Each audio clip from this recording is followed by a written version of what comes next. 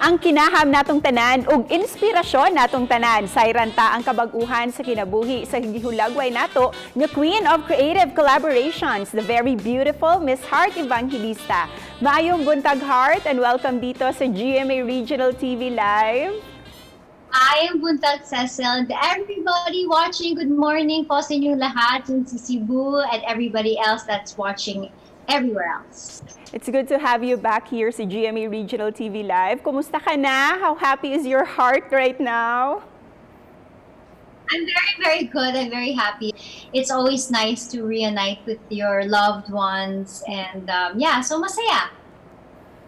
And thank you sa presence mo this morning kasi pinaganda mo talaga yung umaga namin. Pero Heart, we'd like to know, what has been your morning routine this past few days? May ano ka ba? May daily list ka ba of goals mo to achieve in a day? Before meron akong list, but now I try not to pressure myself. But when I do wake up in the morning, I say a prayer. Of course, that's very important. And the first thing I do is I actually have bone broth. So that's my diet. Bone broth, coffee, yun yung aking morning routine. And we also want to know, ano yung mga simple joys ba ni Love Marie? Kasi your fans and your followers, they know how beautiful and expensive your fashion collection is. Pero ano yung mga simpleng bagay sa loob ng bahay na ini-enjoy mo? Alam mo, sa totoo lang, I just really like hanging out with people, watching a movie, kwentuhan lang, yun talaga simple joy sa akin yun. And siguro, kaya ko naman mag-isa, di ba? May moments naman din na gusto ko rin naman mapag-isa. Pero gusto ko lang yung nagtatawanan mo sa lahat ng tao. That's very important. So, me, that really sets my mood. And yeah, so ganun lang. Kasi that really matters to me. Kami naman, what sets our mood is following you on social media. Kasi lalo na yung umuwi ka sa Sorsogon, kasi para na rin kaming nakapunta doon sa Sorsogon, di ba?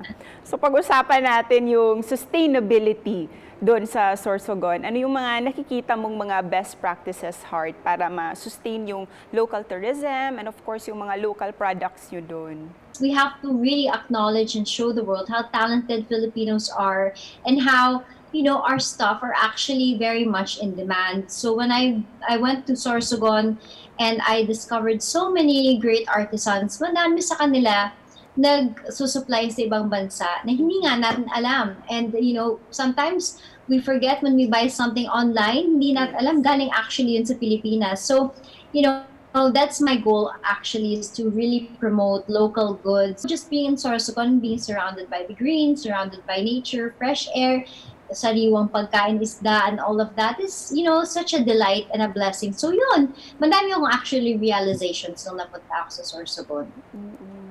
And thank you dahil parang sinama mo na rin kami doon sa Sorsogon through your social media. Thank you.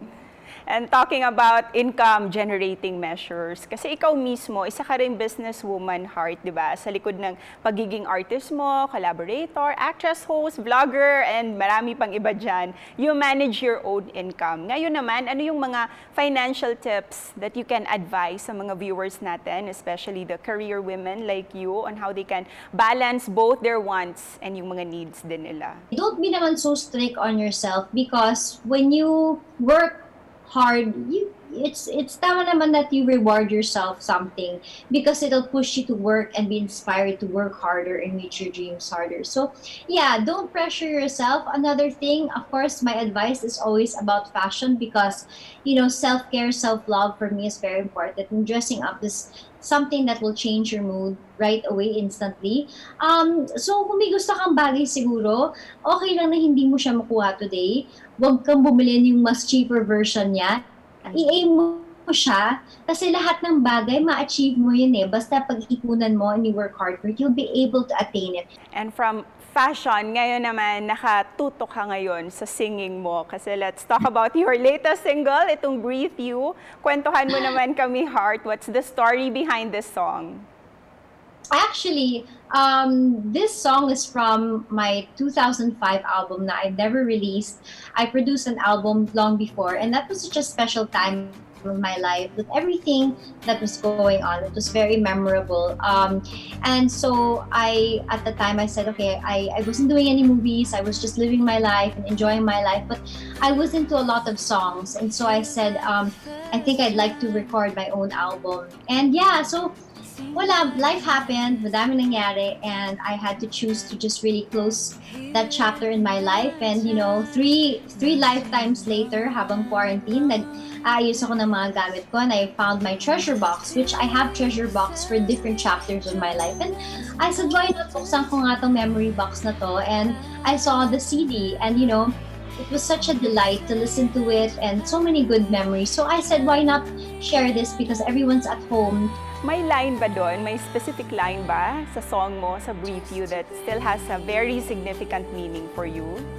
You know, when I was young, I think I was mga 21 at the time, I used to love camping outside, would be in the beach on the sand at night, and we would be under the canopy of stars. And there's a line there that says about the canopy of stars. And for me, that was just very magical. And whenever I hear that line, I remember exactly where I was. And it, you know, it's like a painting in my mind. What lesson do you want to impart through this song para sa lahat? Always be happy with anong pinagdadaanan mo, kahit sa past. We should be thankful for the moments, because that is just part of our book of life. So siguro yon, enjoy lang ang buhay, in short. Masakit man o masaya, parte pa rin siya ng buhay mo. Memories pa rin yan. Pinuo niya yung pagkatao mo. It made you who you are today. And after releasing Breathe You, will there be more songs pa ba to come after this? We'll see if I have more time. I don't mind releasing more, and yeah, pangdagdag sa playlist pag gumagabi na. Ayun, sana nga ma-release mo din yung iba mo pang kanta, and more to come from you, Love Marie. So please thank and invite everyone sa latest single mo, and of course, mga upcoming shows and projects. There's a moment in time na gusto nyo mag-relax o nabubuang na kayo pagdating sa pag-ibig, ang pwede nyo pakinggan ng aking kanta, this preview. I hope you guys enjoy this very special song of mine, and sa mga nakaka-relate, enjoy the ride. And of course, Heart, ano yung mensahe mo para sa lahat ng mga Kapuso viewers natin dito sa Cebu at sa buong Visayas? Miss na miss ko na kayo. Gusto ko na kayong bisitahin. I hope you're all doing very well despite of the uncertainties of the times. Keep safe and know that, you know, we are all here trying to make you happy through television, entertainment, and yeah, kapit lang kasi this too shall pass. Daghang salamat talaga, Heart, for joining us this morning. Daghang salamat. Ingat. And that was Kapuso artist Heart Evangelista, mga Kapuso, nga way puas nga mipaambit sa nagkadaiyan niyang mga talento, dili lang sa natad sa acting o sa fashion, apan lakip na usab ang pag-awit. Hinaot nga ang bag-o niyang awit, ang Breathe You, nakahatag og inspirasyon kaninyong tanan. Ug more to come pa sa Pagbalik sa GMA Regional TV Live.